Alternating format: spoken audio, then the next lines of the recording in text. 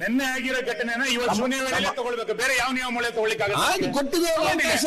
ನೀವು ಶಾಸಕ ರಕ್ಷಣೆ ಬರಬೇಕಾಗಿಲ್ಲ, ಅವಕಾಶ ತೊಂದರೆ ಇಲ್ಲ.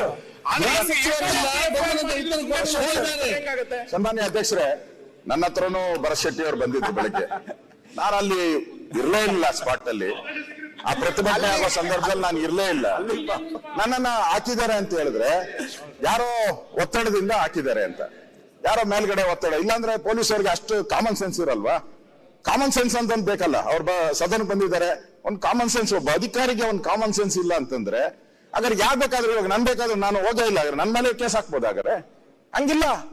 ಪೊಲೀಸರಿಗೆ ಆ ರೀತಿ ಯಾರನ್ನ ಕಂಪ್ಲೇಂಟ್ ಕೊಟ್ರೆ ಏನ್ ಬೇಕಾದ್ರೂ ಹಾಕ್ಬೋದು ಅಂತ ಯಾವ ಕಾನೂನಲ್ಲಿ ಕೊಟ್ಟಿದ್ದಾರೆ ಹೇಳಿ ನೀವೇ. ಈಗ ನಾನು ಇಲ್ಲಿದ್ದೀನಿ, ಡೆಲ್ಲಿಯಲ್ಲಿ ಯಾರೋ ನನ್ನ ಮೇಲೆ ಕೇಸ್ ಹಾಕ್ಬಿಡ್ತಾರೆ, ಅಲ್ಲಿ ಬಂದು ಏನೋ ಮಾಡಿದ್ರು, ಹೊಡೆದಾಟ ಮಾಡಿದ್ರು ಅಂತಂದ್ರೆ ಕಾಮನ್ ಸೆನ್ಸ್ ಅಲ್ಲ. ಕಾಮನ್ ಸೆನ್ಸ್ ಸರ್ಕಾರ ಕೇಸ್ಗಳನ್ನ ಪದೇ ಪದೇ ಕೇಸ್ಗಳು. ನಾನು ನೆನ್ನೆನೂ ಹೇಳಿದೆ, ನಾನು ಹುಬ್ಳಿಗೆ ಹೋಗಿದ್ದೀನಿ, ನಾನು ನೆನ್ನೆನೂ ಮೆನ್ಷನ್ ಮಾಡಿದೆ, ಹುಬ್ಳಿಗೆ ಹೋಗಿದ್ದೀನಿ, ನಾನು ಅವ್ಯಾಚ ಶಬ್ದಗಳಿಂದ ಬೈದೆ ಅಂತ ಕಂಪ್ಲೇಂಟ್ ನನ್ನ ಮೇಲೆ FIR ಮಾಡಿದ್ದಾರೆ. ಅವ್ಯಾಚ ಶಬ್ದ ಬೈದಿದ್ದೀನಿ ಅನ್ನೋದಕ್ಕೆ ಏನ್ ದಾಖಲೆ ಕೊಡ್ತೀರಾ? ಹೆಂಗ್ ಹಾಕ್ತೀರಾ ಕೇಸು? ಈಗ ಅವ್ರು ಇಲ್ಲ ಅಂದ್ರೆ ಹೆಂಗ್ ಕೇಸ್ ಹಾಕ್ತೀರಾ? ಮುಂದೆ ಈಗ ನಾನು ನೆನ್ನೆ ಹೇಳಿದ್ದೀನಿ, ನಂದು ಕಣ್ ಮುಂದೆ ಇದೆ.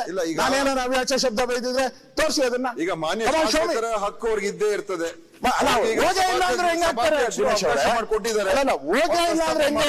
ಯಾರು ಚಿತಾವಣಿ ಇದು ಚಿತಾವಣೆಯಿಂದ ಹಾಕಿದ್ದಾರೆ ಅಂತ ಹೇಳಿ ಏನ್ ಮಾಡ್ಬೋದು, ಯಾವ್ದು ಸರಿ ಯಾವ್ದು ತಪ್ಪು ಸಸ್ಪೆಂಡ್ ಮಾಡಿ. ಇನ್ಸ್ಪೆಕ್ಟರ್ ಸಸ್ಪೆಂಡ್ ಮಾಡಿ ಅವ್ರನ್ನ.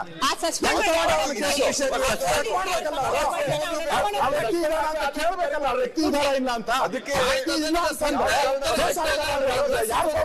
ಕೊಡ್ತಾರೆ. ಫೋನ್ ಕಾಲ್ ಚೆಕ್ ಮಾಡಿಸಿ, ಇನ್ಸ್ಪೆಕ್ಟರ್ ಫೋನ್ ಕಾಲ್. ನಾನು ಹೆಚ್ಚು ವಾದ ಮಾಡಕ್ ಹೋಗಲ್ಲ ಅಲ್ವಾ?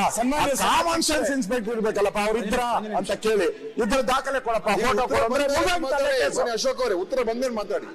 ಸನ್ಮಾನ್ಯ ಸಭಾಧ್ಯಕ್ಷ ಹೇಳಿದೀವಲ್ಲ. ಸುರೇಶ್ ಕುಮಾರ್ ಮುಗಿತು.